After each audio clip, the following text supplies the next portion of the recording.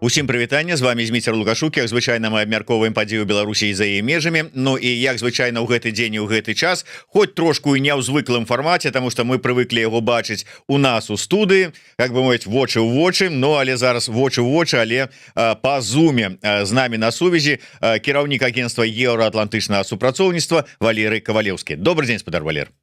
Добрый день, спадар Зміцер. Но не открою секрета, я думаю, что это не таямница. Спадар Валер находится у чарговы раз с поездкой по справах у Злучаных Штатах Америки.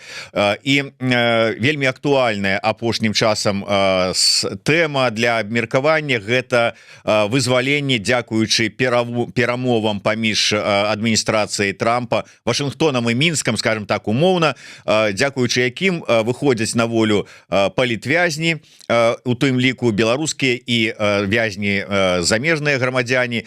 І я так разумею, што вы у звязку з гэтым нейкім чынам таксама знаходзіцеся ў ЗША. То есть гэта тэма з'яўляецца тэмай для вашых сустрэчаў і перамоваў, якія вядзеце? Так, безумоўна, бо мы тут знаходзімся ў складзе кааліцыі разам з Вольгай Гарбуновай, Тацянай Хоміч. Гэта наш чарговы візіт у Злучаныя Штаты, ужо трэці за гэты год, менавіта сустрэча ў Вашынгтоне. Сёння плануецца сустрэча ў дзярждэпартаменце, нават некалькі сустрэч. І, канешне, пытанне таго, што трэба далей рабіць дзеля таго, каб вызваляць беларускіх палізняволеных, яно ключавое, цэнтральнае для нас. Гэта не выключае іншыя тэмы. Гэта у тым ліку і то, што робіцца з суверэнітэтам Беларусі, вось гэта канфрантацыя, якая утварылася паміж Беларусю і замежным светам, яна вельмі шкодзіць нацыянальным інтарэсам Беларусі і адштурхоўвае Беларусь ад Еўропы. І так мы разумеем, што гэта робіцца дзеля таго, каб нейкім чынам схіліць рэжым да больш уцямных паводзінаў, больш адказных паводзінаў, адмовіцца ад рэпрэсій. Ну, але пакуль гэта не спрацоўвае. Спрацоўваюць такія падыходы, якія практыкуюцца менавіта Злучанымі Штатамі.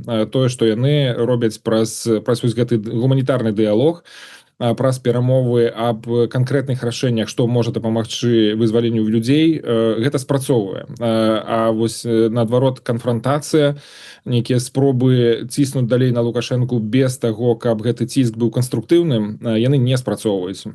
Вось это ты асноўныя тэмы, якія мы будзем абмяркоўваць. Тут я яшчэ дадам тое, што ўжо я занимаюся ў рамках агенцтва еўраатлантычнага супрацоўніцтва. Гэта пытанне ўстойлівага міру для Украіны. Якая патэнцыйная роля Беларусі у гэтай справе можа быць.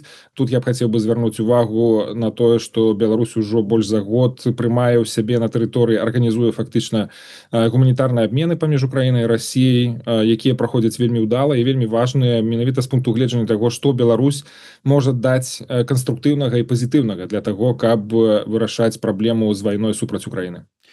Спадар Валер, давайте просто трошечку вызначымся, каб ведаць, у які нам далей, з якой інтанацыяй далей весці размову. Таму што мы чуем з розных бакоў, што ну вот ёсць перамоўны трэк. Вашингтон, Мінск, там людзі высокага палёту з аднаго боку, з другога боку, і нейкія там дэмакратычныя сілы, нейкія там просто актывісты, нейкі там Кавалеўскі, там ці яшчэ там ці Вячорка, ці яшчэ хто, яны ніякім чынам не наблізіцца, не ўшчаміцца ў гэтыя перамовы, не паўплываць на іх ніякім чынам не могуць. Як вы ставіцеся да гэта? Вот ёсць нейкая ўсё ж таки такая, ну, хотя бы там мера уплыву, паўплываць на сітуацыю ці не? Вот гэтыя сустрэчы яны прынясуць вот на гэтым накірунку нейкі плён, ці там ужо ўсё распланавана, ўсё ўжо вырашана, яны ўжо ўсё ведаюць свае мэты і чаго яны хочуць. І ну, конечно, мы паслухаем, але как бы просто дзеля такого как бы цікавасці і інтэлігентнасці. Да, сапраўды перамовы аб вызваленні палітвязняў Беларусі вядуцца паміж Злучанымі Штатамі і Рэспублікай Беларусь, то бок гэта міждзяржаўныя перамовы, якія праходзяць у адпаведна закрытым фармаце. То бок там не прысутнічаюць ні прадстаўнікі іншых краін, ні прадстаўнікі дэмакратычных сілаў, ну, прынамсі палітычных структур, ні грамадзянскай супольнасці. І гэта нармальна, і гэта правільна, для того, каб абараніць працэс ад уцечак інфармацыі, напрыклад, там ці ад нейкай маніпуляцыі. Але тым не менш гэта не азначае, што тыя рашэнні, якія прымаюцца падчас падрыхтоўкі да перамоваў ось у гэты паміж сустрэчамі, умоўна кажучы, што яны не маюць сэнсу, бо ўсё ж таки можна прыйсці на размову з амерыканцамі і сказаць мы абсалютна падтрымліваем ваш трэк, ваши намаганні, трэба рабіць больш, трэба звярнуць увагу таксама на вось гэта і гэта, там умоўна кажучы на тое, што людзей выганяюць з краіны, не даюць ім дакументаў, адносяцца да іх не па-чалавечы, без павагі да годнасці. Ці можна прыйсці і сказаць: не, давайте мы абумовім зняцце санкцый, то бок паламаем гэтую форму, якая працуе на сённяшні дзень, што санкцыі могуць быць знятыя ў абмен на вызваленне людзей, а давайте туды ўкінем яшчэ, напрыклад, гарантыі таго, што Лукашенко не будзе нападаць ні на кого ў свеце. Давайте такім чынам накінем туды яшчэ новую перадумову. Ці скажам пра тое, што мы згодныя будзем здымаць санкцыі, але толькі калі вы пагодзіцеся на тое, што Святлана Ціхановская будзе ўзначальваць нейкія перамовы, там нацыянальны дыялог і гэтак далей. То бок можна захламіць гэтую тэму іншымі нейкімі ідэямі, якія абсолютна нерелевантныя, якія могуць быць шкодныя, і фактычна такім чынам могуць весці да запавольвання нейкіх працэсаў і да таго, каб сарваць гэты працэс, спусціць яго пад адхон. Таму так, уплыў ёсць, і амерыканская сістэма прыняцця рашэнняў такая, што можна на яе ўплываць і структурам грамадзянскай супольнасці, у тым ліку і замежным такім ініцыятывам, як беларускія. Я не думаю, што нават і ў Беларусі гэта абсолютна герметычная сістэма, дзе няма ніякай магчымасці ўплываць на тыя працэсы. Літаральна сёння я бачыў публікацыю пра тое, што Ігар Тур расказвае, што з ім на сувязі вельмі шмат актывістаў. 18. Аж не 18, да. І што яны тым ці іншым чынам, я так разумею, што яны спрабуюць таксама ўплываць на настроі, падкідваць нейкія ідэі, там нейкія назіранні і так далей. Таму нават беларуская сістэма не з'яўляецца абсолютна герметычнай. У Злучаных Штатах яна тым больш адкрытая, такая да меркаванняў, да ўплыву. Менавіта таму нашай кааліцыі вельмі важна быць сёння тут, праз тыдзень пасля таго, як вызвалі чарговую групу людзей у Беларусі, якіх так вывезлі гвалтоўна фактычна за межы нашай краінай. Гэта той самы момант, каб пацвердзіць нашу пазіцыю пра тое, што амерыканскі трэк па перамовах аб вызваленні беларускіх палітычных зняволеных абсалютна важны. Ёсць месца для карэктываў, ёсць месца для паляпшэнняў. Канешне, мы хацелі б, каб паскорыўся гэты працэс, ён вельмі павольна ідзе, але разам з тым мы абсалютна падтрымліваем тую формулу, якую амерыканцы зараз ужываюць, і больш за тое, мы звяртаемся да іншых краін, еўрапейскіх у першую чаргу, што яны таксама маюць магчымасць прыяднацца да гэтай размовы, прынесці сваю павестку, у тым ліку тое, што тычыцца спынення рэпрэсій у Беларусі, і быць часткай гэтага працэсу, не быць назіральнікамі пасіўнымі, ад якіх нібыта нічога не залежыць. У гэтым сэнсе Еўропа на сённяшні дзень больш губляе, чым набывае ад таго, што яны пасіўныя і што яны не ўдзельнічаюць у гэтым працэсе. Да тэмы Еўропы мы вернемся трошку пазней, тым больш, што вы тут апублікавалі такой праграмны свой артыкул датычна пазіцыі Еўропы, стратэгіі Еўропы адносна дыялогу з рэжымам і гэтак далей. Але давайте пакуль гэтую тэму працягнем, асабліва вот калі вы ўсё ж таки мне давялі, што пэўны ўплыў магчымы, то есть і скажем, ваш і ваших паплечнікаў з аднаго боку, з другого боку, можа быть там Сергей Тихановскі, он таксама фоткі показываў, посціў, што ён там у Дзярждэпе з кімсьці сустракаўся, можа таксама ўплыў нейкі, можа там уплыў ад Франыка Вячорка, але гэта вот на сам працэс перамоўны з аднаго боку, але наколькі магчымы можа быць уплыў і з другога боку. Я маю на ўвазе, калі палітвязні, якіх вызвалілі, якіх вывезлі на мяжу, потым публічна кажуць, што мы былі супраць такой дэпартацыі, што калі б нам далі магчымасць, то мы б альбо засталіся дасядзець свае там некалькі месяцаў і з умовай застацца потым у Беларусі, ну і гэтак далей. З другого боку мы бачым тое, што зрабіў Статкевіч, калі не стаў нічога ні ў кога пытацца, а просто адмовіўся ехаць, выязджаць за мяжу і ўсё.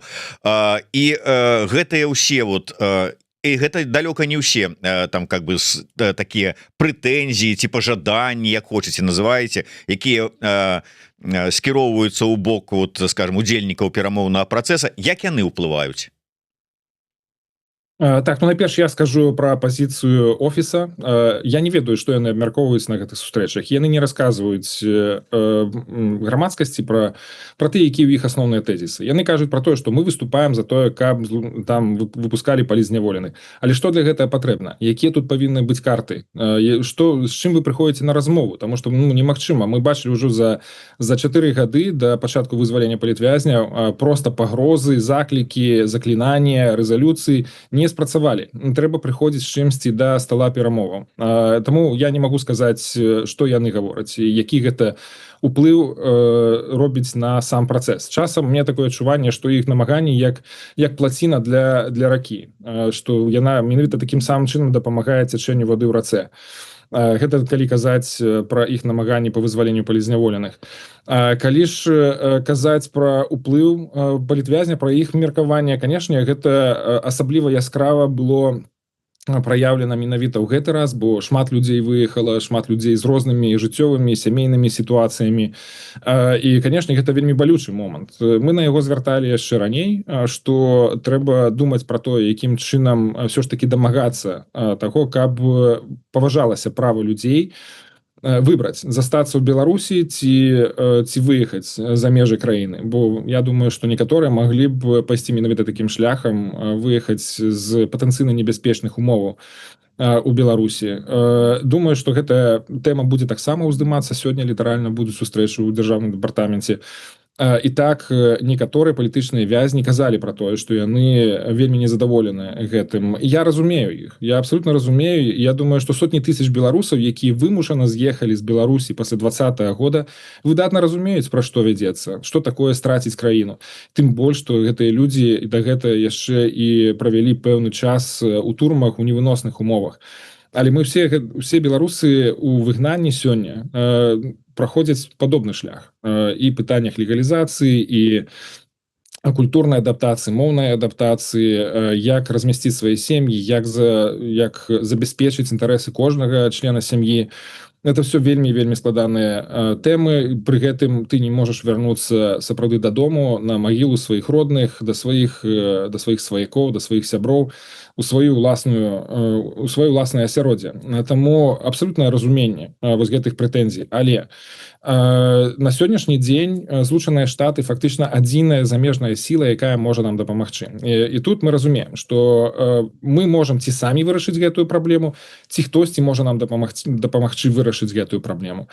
У нас у саміх не атрымліваецца гэта зрабіць. І мы звяртаемся да замежных партнёраў гэта зрабіць. Еўропа пакуль што маўчыць. Яны назіраюць за гэтым працэсам, і в прынцыпе задавольваюцца рэзалюцыямі. Але калі казаць пра тое, якім чынам вызваляць людзей праз практычныя нейкія дзеянні, то менавіта Злучаныя Штаты робяць гэтую практычную справу.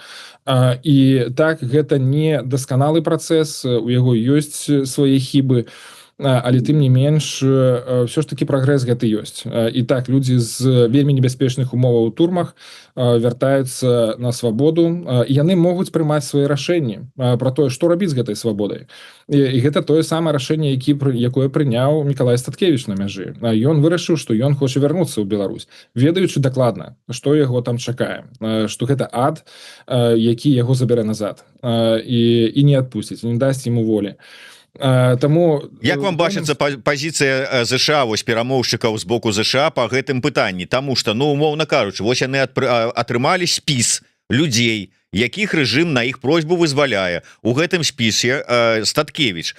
Зараз ён адмовіўся выязджаць. Добра, адмовіўся, але цябе вызвалілі на просьбу адміністрацыі Трампа, прадстаўнікоў Трампа. Значыцца, там ужо хай застаецца на волі, там з нейкімі абмежаваннямі, раз уже памілаванні, але на волі ў Беларусі. Лукашенко учора фактычна прызнаў, што яго вярнулі ізноўку ў турму. якая мусіць быць з гэтага пункту гледжання пазіцыя вот перамоўнай групы ЗША.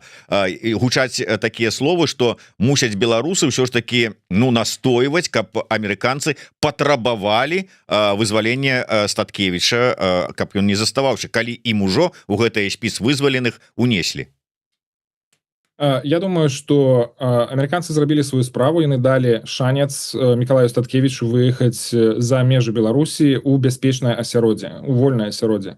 І так вельмі хацелася б, каб вызваленне людзей адбывалася па ідэальным нашым бачанні, што людзей сустракаюць з кветкамі, што ім даюць адразу дапамогу, што іх рэабілітуюць, што ім кампенсуюць усе тыя страты, што іх аднаўляюць на працах, у учэбных нейкіх установах, што ўсё адбываецца так, як патрэбна, каб было адбыцца. Але на сённяшні дзень гэта не так. Сённяшнія вызваленні, нават па памілаваннях, калі людзі могуць заставацца ў Беларусі, яны адбываюцца не па ідэальным сцэнарыі. Людзі застаюцца ва ўмовах несвабоды, знаходжуцца не ў турмах, але тым не менш яны знаходзяцца пад вельмі пільным кантролем уладаў, якія ствараюць часам вельмі складаныя, можа нават невыносныя умовы, нават знаходзішся па-за турмой.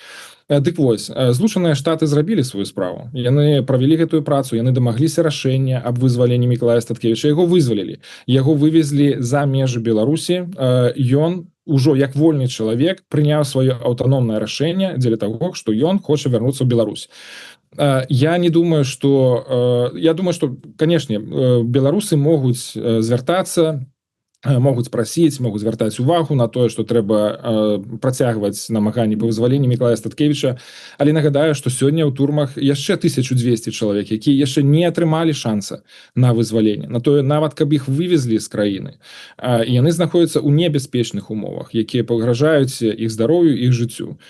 Я б на сённяшні дзень засяродзіўся на тым, каб даць магчымасці іншым людзям атрымаць гэты шанец на вызваленне. З усёй павагай стаўлюся да рашэння Мікалая Статкевіча, і сам на яго месцы, магчыма, я зрабіў бы тое самае, бо я б не хацеў выязджаць сёння з краіны. І калі б мяне спыталіся, ці варта, ці не варта, я б сказаў, падумайце яшчэ раз, бо за мяжой вельмі складана, і вы не дома ніколі. Вось, таму я з павагай стаўлюся да яго рашэння, але я думаю, што ён таксама, як адказны дарослы чалавек, ён узважыў усе рызыкі і зрабіў гэтае рашэнне асэнсавана. Давайте, можа быть, тут закрываючы, не закрываючы гэтую тэму, але можа пэўны вынік подводзячы, я яшчэ один момант хацеў бы азначыць. Учорашняе выступленне таго ж самага Лукашэнкі, дзе ён кажа сам такі: вот тут нам кажуць, што вы тут вызваляеце тых, каму і так месяц ці два засталося сядзець. А што тут такога? Яны бяруць тое, што мы ім даем. Ну и все. Вот скажите мне, як дипломат, як это считывается с такой вот дипломатами? Я, як просто человек, считал это так: о, ложки американские, что им подсунули, то яны и взяли. А як это дипломаты считывают? Ну, па-першае, трэба разумець, што гэты перамоўны працэс выбудаваны такім чынам, што у Лукашэнкі на сённяшні дзень захоўваецца значная аўтаномія ў тым, як ён прымае рашэнні аб вызваленні людзей. Мы памятаем гэта на прыкладзе Сергея Ціхановскага, яго ніколі не павінны былі выпускаць у той раз, выпусціў яго менавіта Лукашенко. Гэта было яго рашэнне. Зараз таксама тыя спісы, яны фактычна да канца да самага апошняга моманту яны не вядомыя. Той, хто будзе ў гэтым спісе. Магчыма, ёсць нейкія контуры, ёсць нейкія варыяцыі, але тым не менш рашэнне пра тое, хто туды ўвойдзе, а хто не ўвойдзе, прымае зноў жа сам Лукашенко. Таму так, гэты перамоўны працэс мае пэўныя абмежаванні. Ён паказвае, што Лукашенко хоча паказаць такім чынам, што ён цалкам кантралюе сваю сітуацыю і прымае рашэнне так, як ён лічыць неабходным. Але тут таксама, калі вы знаходзіце на такіх перамовах, і вам прад'яўляюць такія умовы ці такія спісы, што вы будете рабіць? Вы можете развярнуцца і сысці, ці вы можете прыняць гэтае рашэнне як максімальна магчымае на сённяшні дзень, аптымальнае рашэнне ў пэўным сэнсе. Дадам таксама, што і вось гэтае рашэнне пра зняцце санкцый з Белавія спачатку было заяўленае, а пасля ўжо былі вызваленыя людзі, якія фактычна сталі вядомыя там ледзь не перад самай мяжой. Таму тут ёсць пэўныя такія складаныя моманты у гэтым, такія шэрыя зоны, якія не да канца вядомыя, і яны, я думаю, што адмыслова утрымліваюцца рэжымам менавіта ў такім фармаце, што вы даведаецеся пра імёны вызваленых толькі на мяжы. Ёсць такая праблема, але гэта ўжо пытанне да бакоў, як яны дамаўляюцца пра мадальнасць і пра фармат гэтага працэсу, як прымаюцца рашэнні. Вось давайте тады да іншых тэмаў і пачнем з Белаві, якія вы ўзгадалі. Нам уже патлумачылі людзі, якія разумеюцца ў санкцыях, што па-першае, тут з Белаві знялі санкцыі, это просто дазволілі ім набываць запчасткі з аднаго боку. З другого боку, не з усяго там парка беларускіх самалётаў знялі гэтыя, скажем, нейкія абмежаванні. Санкцыі на самалёты Лукашэнкі так засталіся дзейнымі, як і ёсць. Да ўсяго яшчэ Еўропа не зняла, таму калі там ужо Белавія паляціць у ЗША і ці паляціць, гэта яшчэ пытанне трэцяе. Але вось как бы агулам у гэтую тэму, да чаго ўвесь гэты працэс можа прывесці. Пытанне задае Браніслаў Ткаченко. Ён піша: якія можна чакаць наступныя крокі ад ЗША насустрач рэжыму пры ўмове працягнення вызвалення палітзняволеных? З Белавія паслабленне зрабілі. Што можа быць далей? Да, сапраўды цікавыя былі матэрыялы інфармацыйныя, вельмі было карысна таксама пачытаць, што гэта азначае на практыцы. І сапраўды, калі паглядзець, то гэта істотна, гэта вельмі матэрыяльнае, вельмі важнае для рэжыма, то я думаю, што і для людзей таксама. Все ж таки все хочуць летаць бяспечна. З гэтага пункту гледжання самое рашэнне яно досыць зразумела і карыснае для людзей. Але разам з тым яно вельмі абмежаванае, то бок яно можа расці далей, яго можна пашыраць далей, гэтае рашэнне, і адказваць на іншыя праблемы, якія тычацца дзейнасці Белавія, і праз гэтае пашырэнне таксама дамагацца таго, каб вызвалялі людзей.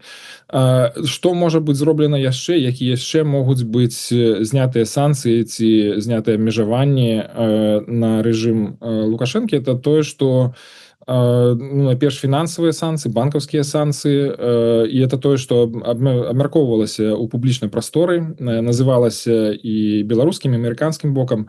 Гэта, конечно, санкцыі на калійныя ўгнаенні, якія пастаўляюцца з Беларусі, якія фактычна белкалі на сённяшні дзень гэта самая першая крыніца валютных паступленняў у беларускі бюджэт, і гэта тое, што з'яўляецца бадай што самым крытычным для таго, каб эканоміка все ж таки не завальвалася на бок.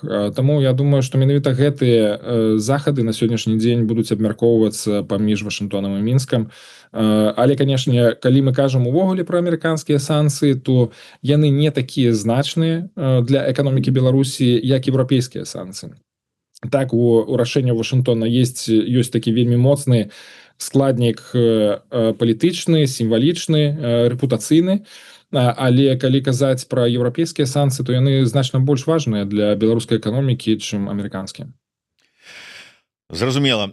Давайте вернемся да Европы. Я узгадаў ваш праграмны артыкул, які вы надрукавалі тут на адным партале. І там ёсць такія словы: адноўленая стратэгія Еўрасаюза ў адносінах да Беларусі павінна быць скіраваная на зніжэнне канфронтацыі,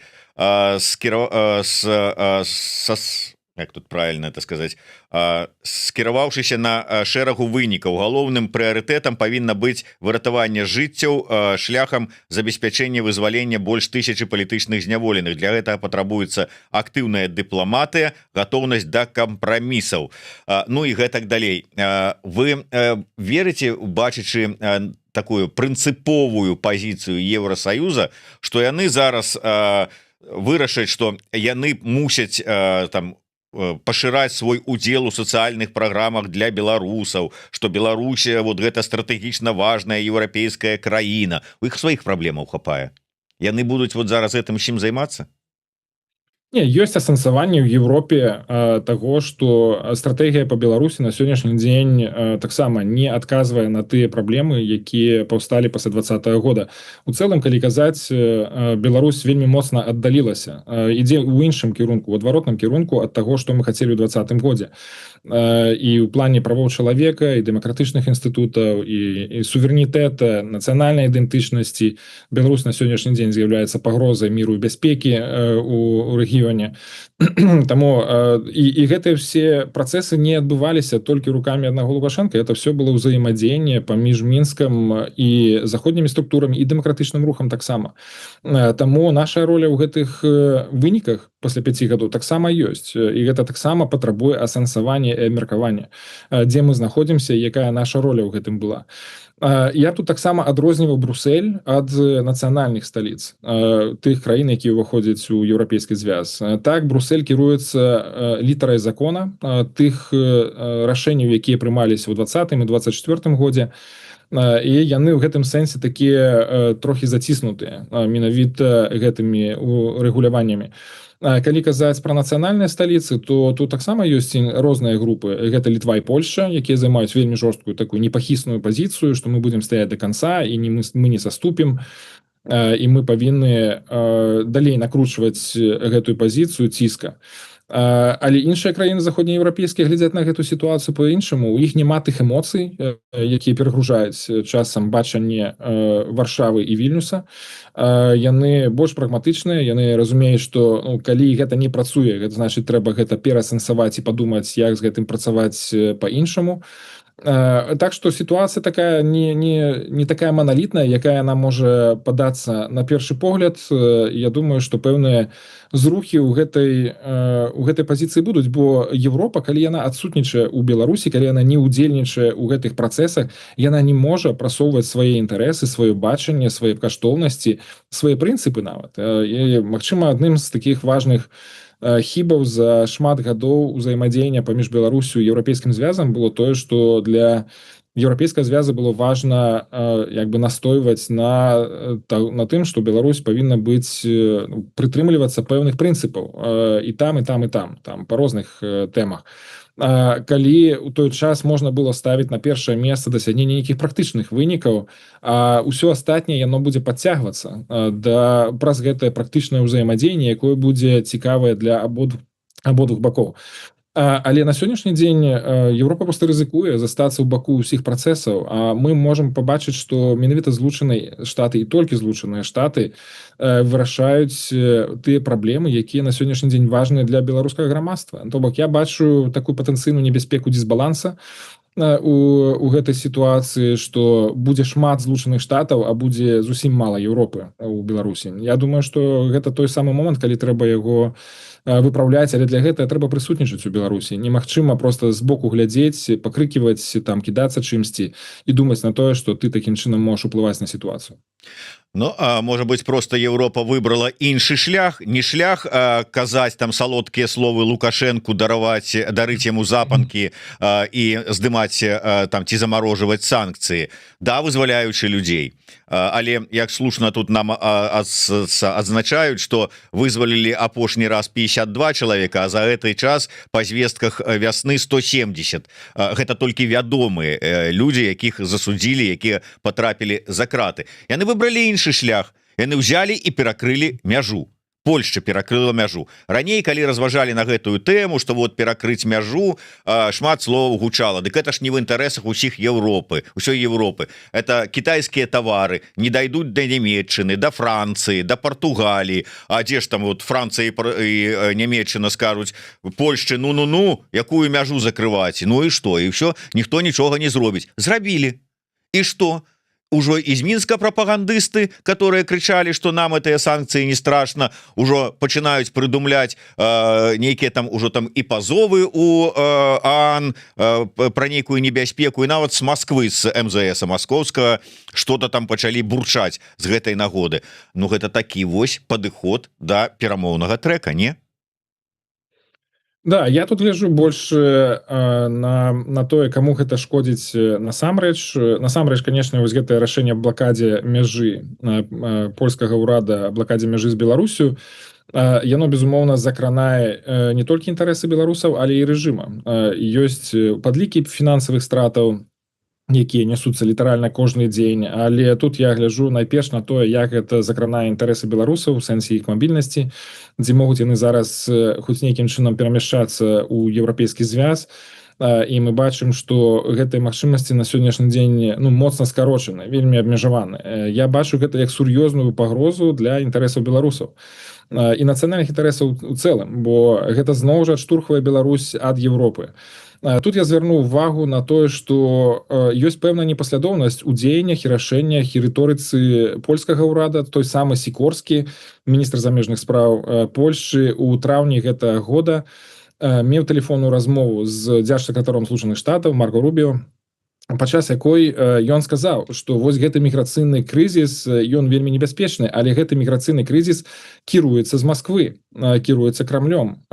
І сапраўды мы разумеем, што на сённяшні дзень менавіта Крэмль кіруе гэтымі працэсамі, але Польшча, калі ўводзіць гэтую блакаду, менавіта абгрунтоўваючы гэта ў тым ліку міграцыйным крызісам, яна не ўводзіць яе на мяжы з Калінінградам, з Калінінградскай вобласцю, а менавіта з Беларусю. Чаму Беларусь павінна несці ўвесь цяжар вось гэтай польскай знешняй палітыкай, якая накіраваная супраць Расіі?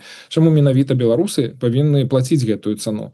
Пры гэтым я тут таксама звяртаю увагу на вельмі блытаную гісторыю з увядзеннем гэтай блакады.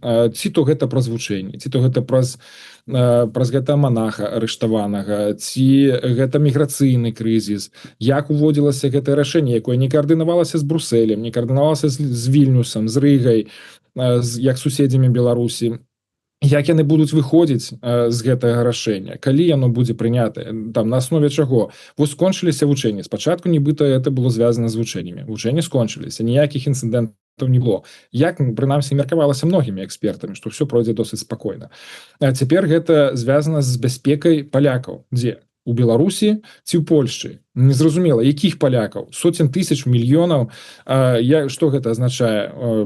Гэта ядзерная зброя, ці гэта палітвязні 1, 2, 3 імені?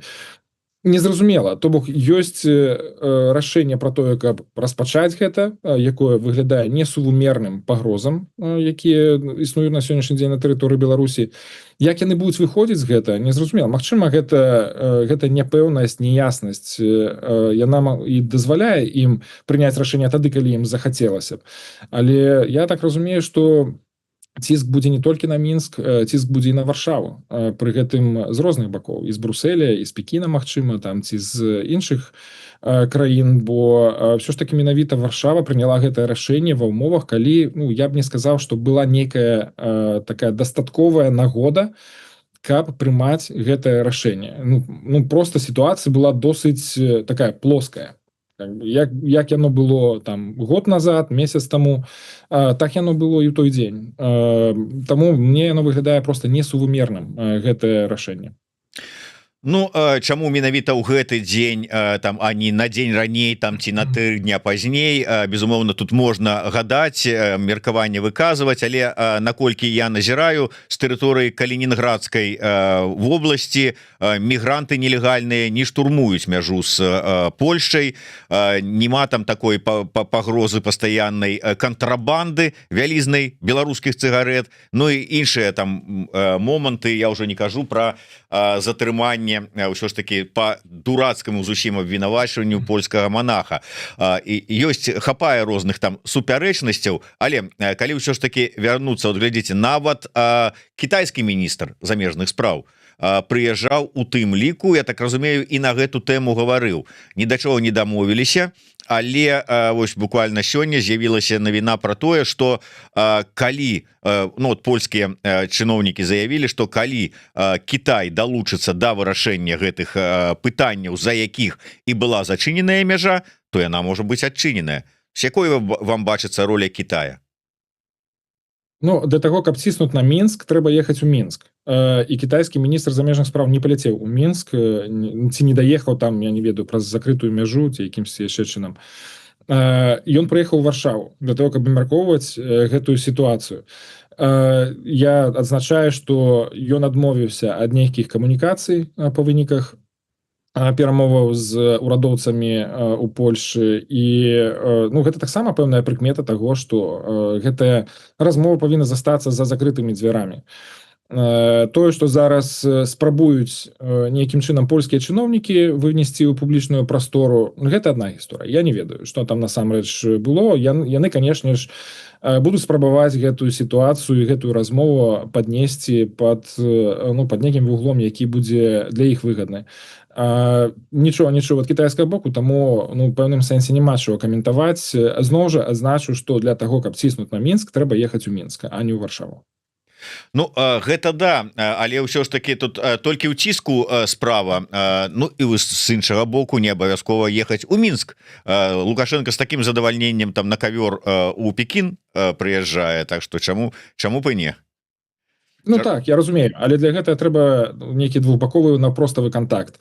Магчыма, гэта будзе і тэлефанаванне, я не ведаю. Магчыма, мы ў найбліжэйшыя дні пачуем пра тое, як адбылася размова Мінска і Пекіна на гэтую тэму і магчыма, это будзе завуалявана неяк сказана там, агульныя інтарэсы абмяркоўваліся і гэтак далей. І будуць нейкія рашэнні прынятыя. Канешне, я б вельмі хацеў пабачыць, каб гэты крызіс на мяжы скончыўся, бо ён не ў інтарэсах Беларусі, ён в інтарэсах Крамля, ён таксама шкодзіць нацыянальным інтарэсам і абароне самой Польшчы. Хоць мы ведаем, што амаль усе гэтыя мігранты транзітам праходзяць праз тэрыторыю Літвы і Польшчы, апынаюцца ў заходняй Европе, але тым не менш гэта вельмі значны фактар нестабільнасці і пагрозы для многіх. Гэта патрабуе шмат выдаткаў. Добра, што тут Польшчу падтрымлівае еўрапейскі звяз, выдае значныя сумы на тое, каб умацоўваць мяжу. Але тым не менш гэта недарэчная сітуацыя павінна выпраўляцца. І тут я звяртаю увагу на тое, што крызіс ужо ідзе 5-ты год, але фактычна абодва бакі, і беларускі, і польскі, і еўрапейскі, можна сказаць, што яны да гэтай сітуацыі падыходзяць менавіта з інструментамі эскалацыі, не з інструментамі перамоваў. Яны так і не паспрабавалі за гэты час нейкім чынам сесці, дамовіцца там пры пасярэдніцтве нейкіх іншых сілаў. Допустим, гэта можа быць Кітай, ці гэта могуць быць Злучаныя Штаты, якія ўсё ж таки дазволілі б ім абмяняцца меркаваннямі пра тое, што адбываецца, якім чынам можна вырашыць гэтую праблему, бо яна з'явілася не на роўным месцы, і былі пэўныя трыггеры для гэтага. Наколькі яны былі правільнымі, няправільнымі, это іншая справа, але іх можна вырашаць. Гэта вырашальная праблема, але ніхто не спрабуе вырашыць. Просто спрабуюць адзін аднаго перапужаць як мага больш, нанесці нейкую шкоду адзін аднаму, але зноў жа гэта мысленне эскалацыйнае замест таго, каб вырашаць праблему. Ну не ведаю, як эскалацыйная альбо не, але і да 20-го года і до 22-го года Мінск, для Мінска Польшча, польскае пытанне было нейкім трыггерам. Істэрыя антыпольская пастаянна была, пачынаючы задаваў тон Лукашенко, працягвала прапаганда і ўсё астатняе. І выбачайце мяне, там можна там з чымсьці не пагаджацца там за тое, што Польшча падтрымлівае там дэмсілы, там ці СМІ незалежныя, как бы так, выказывать незадаволенасць, але руйнаваць магілы загінулых байцоў арміі краёвай, зараз палякаў рабіць вінаватымі ва ўсім, там нейкія прыдумляць невядома што. І зараз вот даже нават апошні дзень 17 вот это верасня, дзень народнага адзінства, і зноў накідвацца на Польшчу. Ну дык пра што гаварыць, якія могуць быць дамоўленасці, якія паразуменні. Я уже не кажу про Анджея Пачобута, які усіх тут, знаете ли, у нас иногда не до законов захотели, помиловали, захотели без помилования, с мешком на голову посадили и вывезли до мяжи, а тут, оказывается, муковозчик ему сказал, что это дрэнный человек, муковозчик. Вот это вот сказала, что Пачобут дрэнный человек, и тому мы про его вызволенне не говорим. Ну так про что можно говорить? Трэба размаўляць. Я абсолютно згоден з тым, што як бы не аспрэчваю ніводнага довода і пра тыя дзеянні абсолютно недапушчальныя, амаральныя дзеянні з боку рэжыма пасля 20-го года і знішчэння магілаў ці помнікаў, правільна сказаць, мемарыяльных помнікаў, нейкіх знакаў для байцоў арміі краёвай. Гэта все было неправільна, і да сённяшняга дня тыя дзеянні, якія генеруюцца з боку Мінска, яны выклікаюць вельмі шмат занепакоенасці. Але ўсё адно трэба будзе размаўляць. Ну, калі працягваць так далей, то можна просто распачаць вайну супраць Беларусі, ці наадварот, Беларусь распачне вайну супраць Польшчы. Ці мы хочам ісці па гэтай траекторыі упершыню за ўсю гісторыю, каб у нас былі баявыя дзеянні паміж двума краінамі. Я абсолютна упэўнены, што гэта недапушчальна і што это той самы момант, калі і ў мінску і ў варшаве павінны падумаць пра тое, што трэба зрабіць, каб спыніць гэтую спіраль эскалацыі ад таго, каб яна раскручвалася далей, бо яна не нясе ніякіх рашэнняў. Яна нясе толькі крыўду, эмоцыі, рашэнні, якія будуць эмацыйна прадыктаваныя, якія будуць рабіць шкоду для нашых краінаў і для нашых людзей. І тут я не магу пакуль сказаць, што з абодвух бакоў сядзяць людзі, якія гатовыя да таго, каб размаўляць. Але гэта трэба рабіць. Я тут спадзяюся вельмі на тое, што заходнееўрапейскія краіны менавіта са сваім прагматычным падыходам, дзе няма гэтага цяжару гістарычных інтэрпрэтацый таго, што адбывалася там 300 гадоў таму ці 80 гадоў таму, што яны са сваім прагматычным падыходам ўсё ж такі здолеюць пераканаць у тым, што да вырашэння праблем трэба выходзіць менавіта з настроем вырашыць праблему, а не зрабіць яе яшчэ больш глыбокай. Так, спадар Валер, у нас не так шмат часу застаецца. Я хацеў бы вернуцца да пачатку нашай размовы. Дакладней, наш глядач Максім, там ён таксама на самом пачатку задаваў гэтае пытанне. Я хацеў бы вярнуцца да сустрэчаў, якія вы будете ладзіць разам сваімі каляжанкамі Гарбуновай і Хоміч у Вашынгтоне. Калі вы будете сустракацца з чыноўнікамі, палітыкамі, прасілі вас сказаць 3 асноўныя тэзы, якія вы будете спрабаваць давесці сваім суразмоўцам? Гэтых тэзаў будзе значна больш. Конечно, усе яны па-свойму будуць важныя. Калі казаць пра вызваленне палітвязняў, ну, самая галоўная тэза, што гэтая праца прыносіць вынікі, і трэба працягваць гэтую працу. Другое, это тое, што ёсць рэчы, ёсць прастора для того, каб палепшыць гэтыя працэсы, што абавязкова трэба размаўляць з Мінскам пра то, якім чынам выпраўляць тыя перакосы, тыя хібы, якія выявіліся за апошні час. Ну і трэцяе, это тое, што трэба падцягваць да гэтых працэсаў таксама і еўрапейскі звяз нашых еўрапейскіх саюзнікаў, якія могуць прыносіць да гэтай размовы тэматыку спынення рэпрэсій у Беларусі. Бо наша мэта з'яўляецца, я менавіта маю на ўвазе ўсёй грамадзянскай супольнасці беларускай за мяжой, это тое, каб беларусы маглі вярнуцца ў сваю краіну ў бяспечнае асяроддзе, дзе ім нічого не будзе пагражаць. І гэта будзе вымагаць сістэмных зменаў, якія не адбудуцца за адзін дзень, але на якіх трэба нацэльвацца і ні ў якім разе не спрабаваць сарваць той працэс перамоўны, які ідзе паміж Вашынгтонам і Мінскам. Бо на сённяшні дзень іншых такіх намаганняў просто няма. Ёсць толькі гэты трэк, іншыя замежныя краіны просто назіраюць за гэтым працэсам. Таму ну, вось гэтыя 3 бадай, што самыя важныя думкі, якія я б туды заводзіў. Хаця, зноў жа, заўсёды з амерыканцамі вельмі шырокая павестка, вельмі шмат тэмаў да абмеркавання. Некаторыя з іх я ўжо тут пералічваў.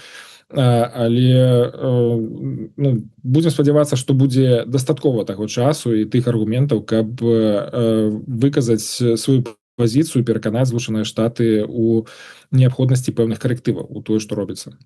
Спадар Валер, вы ўсё ж таки абазнаны чалавек у палітычным жыцці незалежнай Беларусі і ведаеце, вось гэтыя спадзевы захаду ЗША на тое, што там праз нейкія перамовы, нейкія там дыялогі, нейкія паблажкі, мы там паступова дэмакратызуем рэжым, лібералізуем сітуацыю, там мягкая беларусізацыя там пройдзе, адцягнем, будзем падцягваць ад Москвы. Колькі спробаў такіх было? На маёй памяці штукі 3-4. І ўсе яны па выніку заканчваліся чарговымі рэпрэсіямі, пасадкамі і гэтак далей.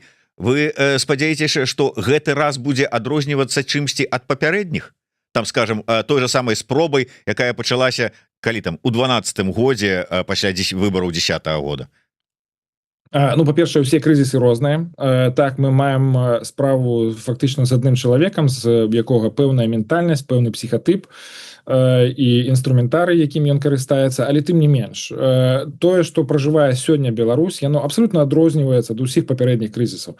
Гэта не пытанне толькі фальсіфікаваных выбараў, гэта пытанне масавых рэпрэсій, гэта вялікая колькасць палізняволеных. Гэта і тое, што Беларусь на сённяшні дзень саўдзельніца ў вайне супраць Украіны і дапамагае, па-ранейшаму дапамагае Расіі гэта рабіць. Тое, што Беларусь адмовілася ад нейтралітэта і ад без'ядзернага статуса, і з яе тэрыторыі адбываюцца гібридныя атакі на нашых еўрапейскіх суседзяў. Самой Беларусі пагражае Расія праз узмоцнены кантроль, праз паскораную інтэграцыю. То бок, я сённяшнюю сітуацыю ні ў якім разе не магу параўнаць з папярэднімі такімі крызісамі, якія былі ўсё ж такі значна меншых маштабаў і былі заключаныя ў нацыянальныя межы. Яны не выплёсківаліся ў міжнародную прастору. Вось, але тое, што сёння важна, і мне здаецца, што магчыма тое, што было адным з заганаў палітыкі і захаду і беларускай палітычнай апазіцыі, гэта тое, што заўсёды быў вельмі такі перавялічаны, перабольшаны фокус менавіта на Лукашэнку і на рэжыме, замест таго, каб думаць пра Беларусь. То бок Беларусь у пэўным сэнсе была схавалася проста за фігурай Лукашэнкі, і для таго, каб зрабіць нейкую розніцу, ўсё рабілася дзеля таго, каб нашкодзіць Лукашэнку, але шкодзілася таксама і Беларусі. І на сённяшні дзень вось гэты эфект ад тых палітыкі, ён праяўляецца найбольш сур'ёзна. То бок, спрабуючы нейкім чынам укалоць, паўплываць на паводзіны Лукашэнкі, зрабіць яму балюча эмацыйна ці рэсурсна, робіцца вельмі шмат таго, што не ўлічвае інтарэсы самой краіны. А гэтыя інтарэсы, яны куды больш глыбокія і стратэгічна больш значныя і у больш доўгатэрміновай перспектыве, чым проста асоба і жыццё самого Лукашэнкі. І тут мая засцярога менавіта ў тым, што вось гэты празмерны фокус на Лукашэнку, ён проста засланяе Беларусь, і праз гэтыя дзеянні антырэжымныя, антылукашэнкаўскія робіцца значна больш шкоды для самой краіны, для доўгатэрміновых стратэгічных інтарэсаў.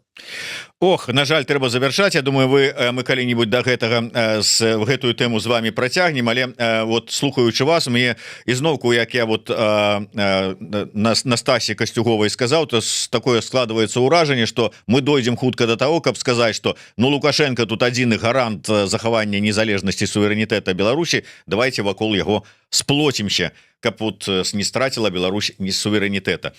Але сёння мы гэтую тэму абмяркоўваць з вами не будзем. Я думаю, што працягнем гэтыя спрэчкі і абмеркаванні наступны раз. На сёння я з вами развітваюся. Дзякуй вялікі.